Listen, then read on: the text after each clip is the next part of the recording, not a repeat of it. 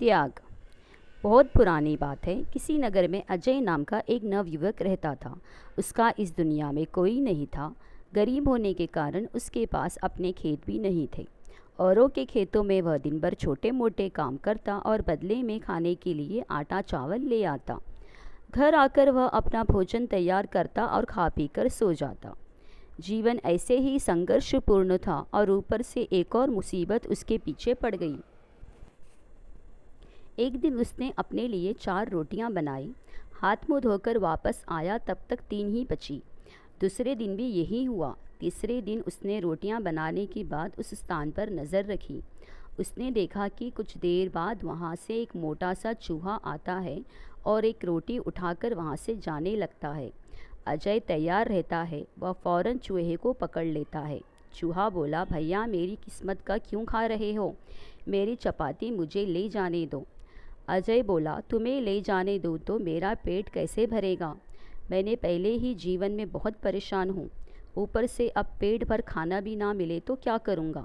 ना जाने मेरे जीवन में खुशहाली कब आएगी। इस पर चूहे ने कहा, तुम्हारे सारे सवालों का जवाब तुम्हें एक ऋषि दे सकते हैं। अजय ने पूछा, कौन है वो? चूहे ने उत्तर दिया, वो एक पहुँचे हुए संत है। उत्तर दिशा में कई पर्वतों और नदियों को पार करके तुम्हें वहाँ जाना होगा। अजय चूहे की बात मान लिया और अगली सुबह ही खाने पीने की गठरी बांधकर आश्रम की ओर चल पड़ा। काफ़ी दूर चलने के बाद उसे एक हवेली दिखाई दी। अजय वहां गया और रात भर के लिए शरण मांगी। हवेली की मालकिन ने पूछा, बेटा कहाँ जा रहे हो? अजय ने कहा, मैं ऋषि के आश्रम जा रहा हूँ। सुना है उनके पास हर प्रश्नों का उत्तर है। मालकिन ने कहा, बहुत अच्छा है, उनसे मेरा भी एक प्रश्न पूछना। मेरी बेटी 20 साल की हो गई है। वह दिखने में अत्यंत सुंदर है। उसके अंदर हर प्रकार के गुण है। बेचारी ने अभी तक एक शब्द भी नहीं बोला है। पूछना वह कब बोलेगी? और ऐसा कहते कहते वो मालकिन रो पड़ी। अजय ने कहा, जी आप परेशान मत हो, मैं पूछ कर आऊँगा। अजय अगले दिन आगे चल पड़ा। रास्ता बहुत ज़्यादा लंबा था। रास्ते में उसे बड़े बड़े बर्फीले पहाड़ मिले। उसे समझ नहीं आ रहा था कि कैसे पार करूं। समय बीत रहा था। तभी उसे एक तांत्रिक दिखाई दिया जो वहां बैठे तपस्या कर रहा था। अजय तांत्रिक के पास गया और उससे बोला कि मुझे ऋषि के दर्शन करने जाना है, कैसे जाऊं? रास्ता तो बहुत परेशानी वाला लग रहा है। तांत्रिक ने कहा, मैं तुम्हारा सफ़र आसान बना दूंगा, पर तुम्हें मेरे एक प्रश्न का उत्तर लाना होगा। अजय ने कहा, किंतु जब आप मुझे वहां पहुंचा सकते हो तो स्वयं क्यों नहीं चले जाते? तांत्रिक ने कहा, क्योंकि मैंने इस स्थान को छोड़ा तो मेरी तपस्या भंग हो जाएगी। अजय ने कहा, ठीक है, आप अपना प्रश्न बताइए। तांत्रिक, पूछना मेरी तपस्या कब सफल होगी, मुझे ज्ञान कब मिलेगा? अजय ने कहा, ठीक है, मैं इस प्रश्न का उत्तर ज़रूर लाऊंगा। इसके बाद तांत्रिक ने अपनी तांत्रिक विद्या से लड़के को पहाड़ पार करा दिया। अब आश्रम तक पहुंचने के लिए सिर्फ एक नदी ही पार करनी थी। अजय इतनी विशाल नदी देखकर घबरा गया। तभी उसे नदी के किनारे एक बड़ा सा कछुआ दिखाई दिया। अजय ने कछुए से मदद मांगी। आप मुझे अपनी पीठ पर बैठाकर नदी पार करा दीजिए। कछुए ने कहा, ठीक है। जब दोनों नदी पार कर रहे थे, कछुए ने पूछा, कहाँ जा रहे हो? अजय ने उत्तर दिया, मैं ऋषि से मिलने जा रहा हूँ। कछुए ने कहा, ये तो बहुत अच्छी बात है। क्या तुम मेरा एक प्रश्न उनसे पूछ सकते हो? अजय, जी आप अपना प्रश्न बताइए। कछुए ने कहा, मैं एक असाधारण कछुआ हूँ जो समय आने पर एक ड्रैगन बन सकता हूँ। 500 सालों से मैं इस नदी में ड्रैगन बनने की कोशिश कर रहा हूँ। मैं ड्रैगन कब बनूंगा, बस यह पूछकर आ जाना। नदी पार करके कुछ दूर जाने पर ऋषि का आश्रम दिखाई देने लगा। आश्रम में प्रवेश करने पर शिष्यों ने अजय का स्वागत किया। संध्या समय ऋषि ने अजय को दर्शन दिए और बोले, पुत्र, मैं तुम्हें किन्हीं 3 प्रश्नों का उत्तर दे सकता हूँ, पूछो अपने प्रश्न। अजय असमंजस में फंस गया कि वह अपना प्रश्न पूछे या उसकी मदद करने वाली मालकिन, तांत्रिक और कछुए का। वह अपना प्रश्न पूछना चाहता था, पर उसे सोचा कि उसे मुसीबत में मदद करने वाले लोगों का उपहार नहीं भूलना चाहिए। उसे ये नहीं भूलना चाहिए कि उसने उन लोगों के उन प्रश्नों का उत्तर लाने का वादा किया है। उसी पल उसने निश्चय किया कि वह खूब मेहनत करेगा और अपनी ज़िंदगी बदल देगा। लेकिन इस समय उन तीनों लोगों की ज़िंदगी में बदलाव लाना ज़रूरी है।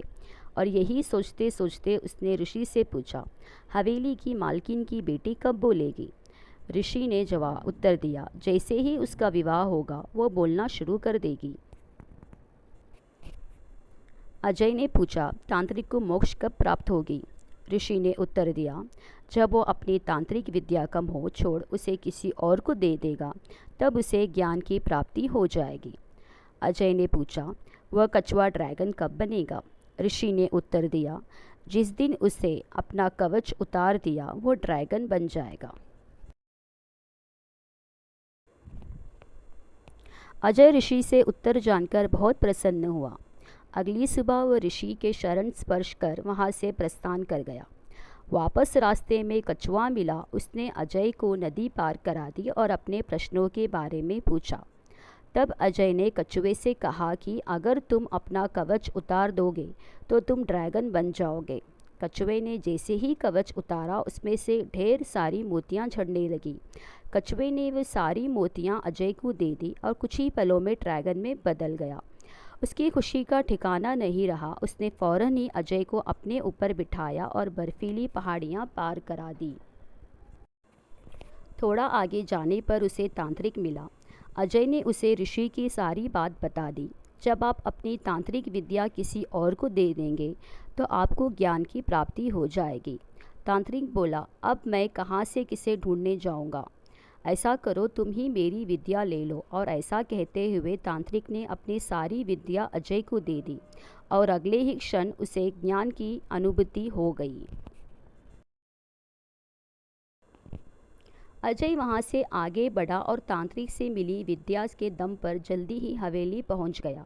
मालकिन ने उसे देखते ही पूछा, क्या कहा ऋषि ने मेरी बेटी के बारे में? जिस दिन उसकी शादी हो जाएगी वह बोलने लगेगी, अजय ने झट से उत्तर दिया। मालकिन बोली, तो देर किस बात की है? तुम इतनी बड़ी खुशखबरी लाए हो, भला तुमसे अच्छा लड़का उसके लिए कौन हो सकता है? दोनों की शादी करा दी गई और सचमुच लड़की बोलने लगी।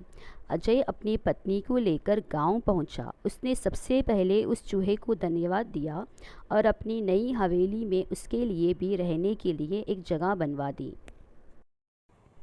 तो दोस्तों, हमें इस कहानी से यही सीख मिलती है कि जीवन में हारे हुए अजय के पास धन दौलत परिवार ताकत सब कुछ मिल सकता है, इसलिए क्योंकि उसने अपने प्रश्नों को त्याग दिया था।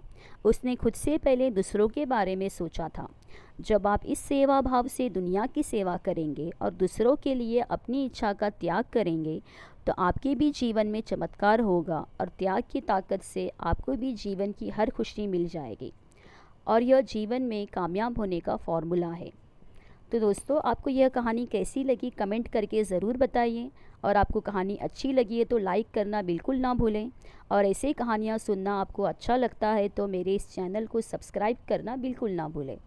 धन्यवाद।